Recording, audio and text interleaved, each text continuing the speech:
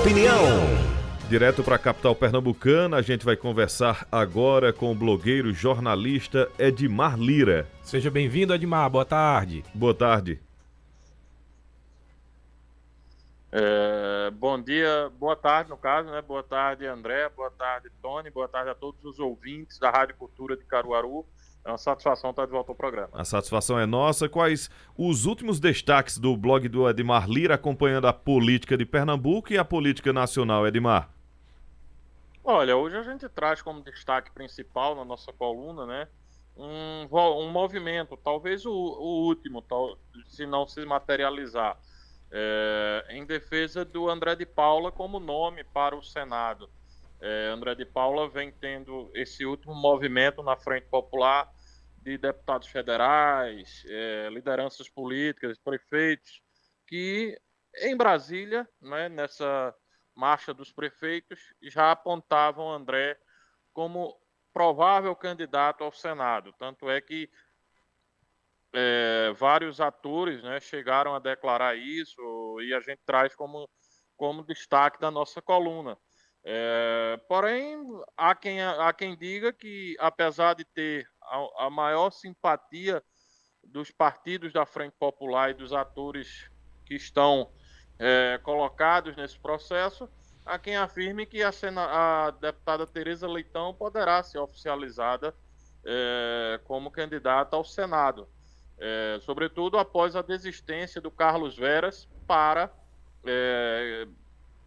que Tereza fosse indicada do PT. Se porventura isso se materializar, André de Paula ficará livre para trilhar o caminho que assim desejar, né? Ele é presidente estadual do PSD, está de fato nessa expectativa, porém ele já vem numa fritura muito grande, né? Ele já vem de um bom tempo aguardando essa confusão do PT, que não resolve nada e termina deixando André num sentimento de vulnerabilidade. Portanto, apesar de termos aí esse indicativo de apoio a André de Paula para ele ser oficializado como candidato ao Senado pela Frente Popular, você tem aí um horizonte em que o André poderá perder essa indicação para o PT. E se porventura acontecer isso, o PT fica com o Senado, mas a Frente Popular perde o PSD para a oposição.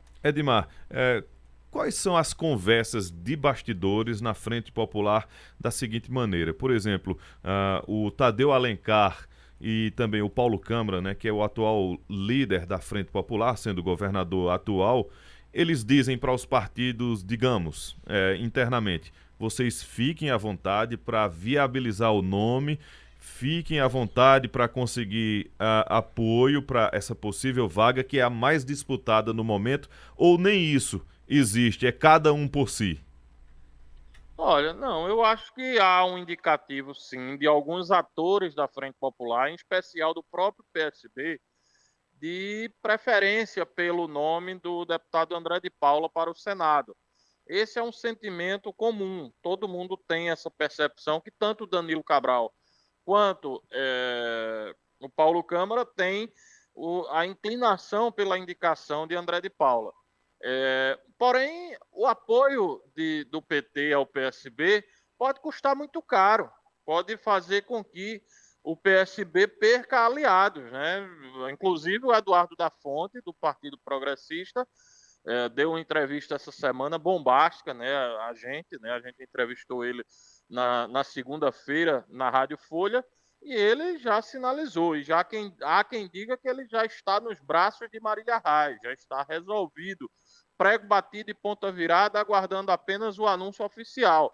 Então, veja, a confusão do PT já empurrou Eduardo da Fonte para fora da Frente Popular. E aí você tem uma outra possibilidade, que é o que eu estou falando, essa questão de André de Paula.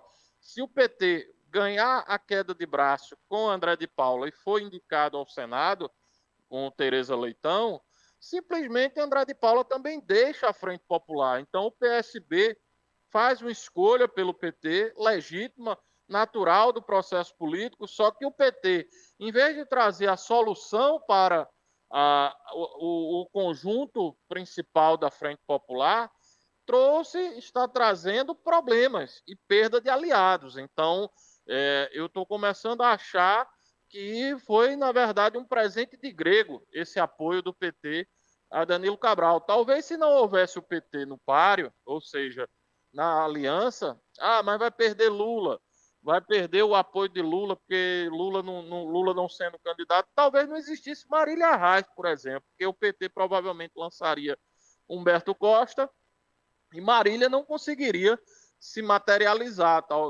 não teria argumento para deixar o Partido dos Trabalhadores. E se deixasse, o nível de desgaste para Marília Reis seria muito grande. Quando acontece esse movimento aí, o PT está atrapalhando a questão da construção de Danilo Cabral e pode contribuir para que atores que estão na Frente Popular, como o PP, mas pode também ser o Avante do deputado Sebastião Oliveira e o PSD de André de Paula, deixarem essa aliança em prol de um projeto novo, um projeto que possa representar uma efetiva mudança em Pernambuco, seja com Marília Reis, seja com outro nome. Mas o desenho do PT, o PT agregou, de fato, a presença de Lula na chapa majoritária, né, no apoio à candidatura do Danilo Cabral. Indiscutivelmente, Lula é um importante eleitor em Pernambuco, mas pode trazer um ônus muito pesado, um fardo muito pesado, que é você perder aliados para a oposição. E isso traz um grande prejuízo para a construção de Danilo Cabral.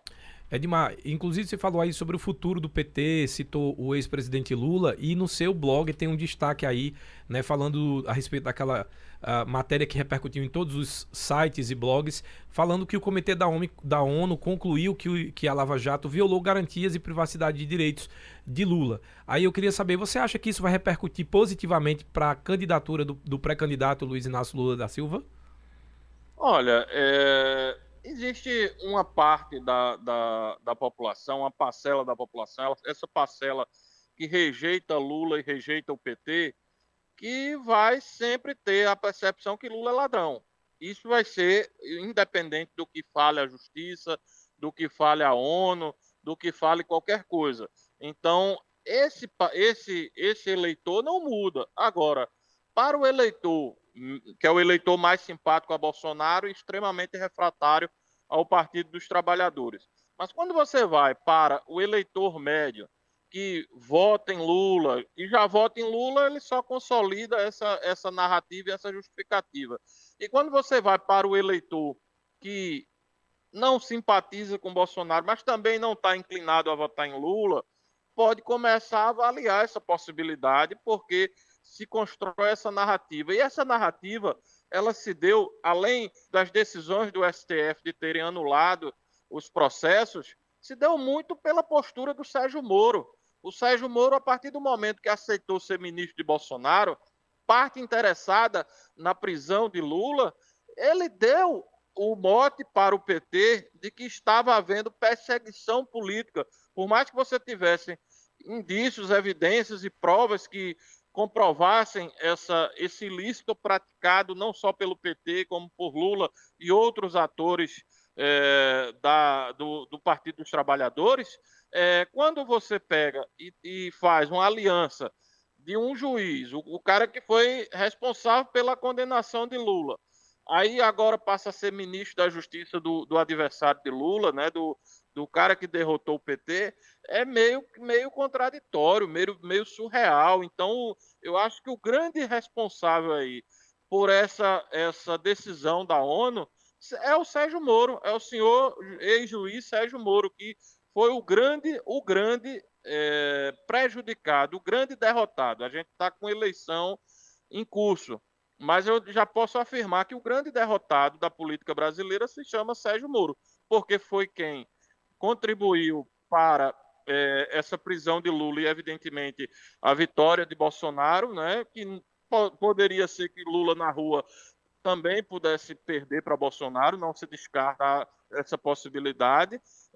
mas indiscutivelmente teve um papel, ajudou para a consolidação da vitória de Bolsonaro. Então, quando ele toma essas decisões extremamente equivocadas do ponto de vista estratégico, ele terminou contribuindo para que Lula voltasse ao par e voltasse forte como está, né? Lula não está crescendo nas pesquisas, mas tem mantido o seu patamar aí da casa de 40%, o que lhe dá uma grande perspectiva de chegar ao segundo turno e, quem sabe, até ganhar a eleição. Edmar Lira, ainda falando sobre Pernambuco, você disse dessa possibilidade de não ser André o nome para senador da Frente Popular. Aí eu pergunto, duas perguntas. O caminho de André de Paula seria Marília Arraes mesmo? E a possível saída de alguns atores da Frente Popular acaba fortalecendo o palanque de Marília, Edmar? Veja, o Eduardo da Fonte, por exemplo, que está praticamente sacramentado no palanque de Marília Arraes, ele pode ir para Marília já com a expectativa de ser o senador de Marília.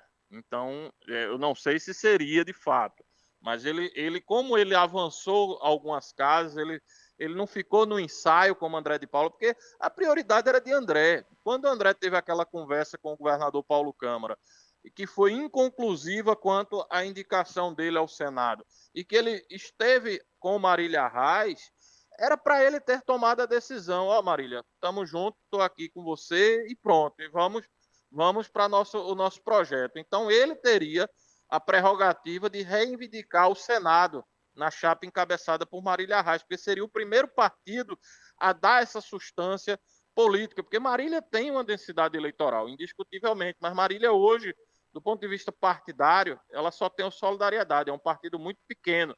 Então isso dificulta muito uma construção majoritária. Então ela precisa de um partido robusto, representativo, que lhe dê essa retaguarda. E aí o PSD, naquela ocasião, poderia ser, entendeu? Como agora você tem aí a possibilidade de o Eduardo da Fonte avançar com a definição de Marília Arraes para o governo, né, de apoiar a Marília, ele naturalmente se torna a bola da vez para ser o senador dela. Se ele vai ser o senador ou não, aí eu não sei, mas quem sabe aí o André de Paula, que não está muito disposto a ser vice de Danilo, diante de um cenário como esse, sabendo que o Eduardo da Fonte já seria o senador, ele topar ser o vice dela. Então você teria ali uma chapa com 3 partidos, né, de imediato, que provavelmente o Avante de Sebastião Oliveira também iria, e você daria a retaguarda necessária para que Marília pudesse percorrer a sua campanha. Ela tem, naturalmente, uma boa partida, a pesquisa de ontem mostrou sua competitividade, mas ela precisa desses partidos. Então, eu acho que o Eduardo da Fonte dá essa condição e André, se for preterido, tem essa equação de Marília. Mas também não se descarta a possibilidade dele fechar com Raquel Lira, por exemplo, que também chegaria na condição de candidato ao Senado de Raquel. Eu acho que André será candidato a senador em qualquer cenário. Se for o indicado da Frente Popular, ótimo. Se não,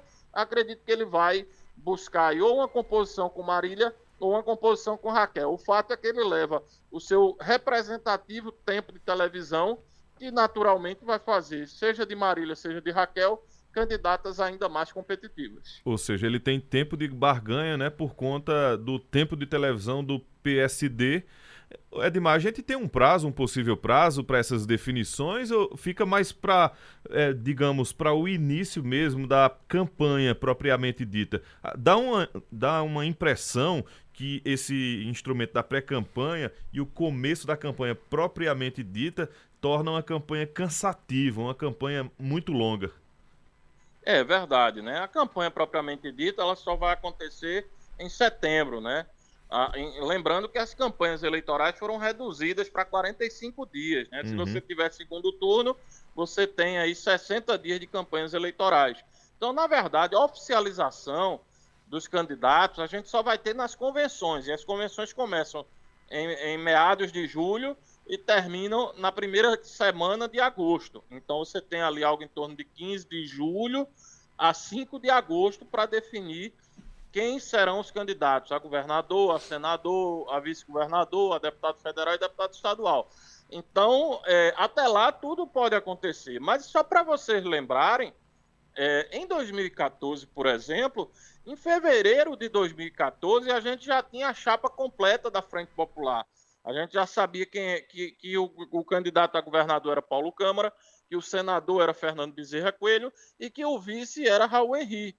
Uma chapa que saiu naquele momento. 2018, por conta daquela pré-candidatura de Marília Reis, né, terminou que a definição da chapa majoritária e também da briga do MDB, né, teve também a briga pelo comando do MDB, a definição da chapa majoritária, que teve total influência da questão de Marília, da questão do MDB, você veja que fortaleceu Jarbas Vasconcelos, que foi o senador da Frente Popular, quando garantiu o controle do MDB, e Humberto Costa foi o outro senador da Frente Popular quando retirou Marília Reis. E Luciana Santos foi alçada à condição de vice-governadora porque ajudou na construção da retirada de Marília Reis. Então você veja que isso só se materializou na convenção praticamente. Na véspera da convenção a gente ainda não tinha a oficialização dos nomes, né? Não tinha os nomes sacramentados. Eles só foram sacramentados na convenção. Dessa vez, a gente está aí com uma expectativa de que o senador da Frente Popular seja oficializado já de imediato, já agora em maio, quem sabe, né, você definir. Até porque existe muita pressão, muita gente de olho na vaga. Né? Eu acho que afunilou para PT e André de Paula. Né? Então, eu acho que o André de Paula, por exemplo, ele não vai mais esperar muito tempo nessa chuva, aguardando a decisão ou a indefinição do PSB. Eu acho que se nos próximos dias essa oficialização não sair, eu acho que o próprio André de Paula vai declinar da indicação no Senado de Danilo Cabral e vai ficar livre para trilhar outro caminho, um caminho que achar pertinente, sabendo que ele vai ser bem recebido, seja na chapa de Marília Reis, seja na chapa de Raquel Lira, ou até mesmo na de Miguel Coelho, né, que também está disposto a conceder uma vaga a alguém que lhe dê um partido robusto na disputa. Edmar, muito obrigado pela sua participação. A gente quer agradecer bastante pelos seus esclarecimentos e até a próxima. Forte abraço, Edmar.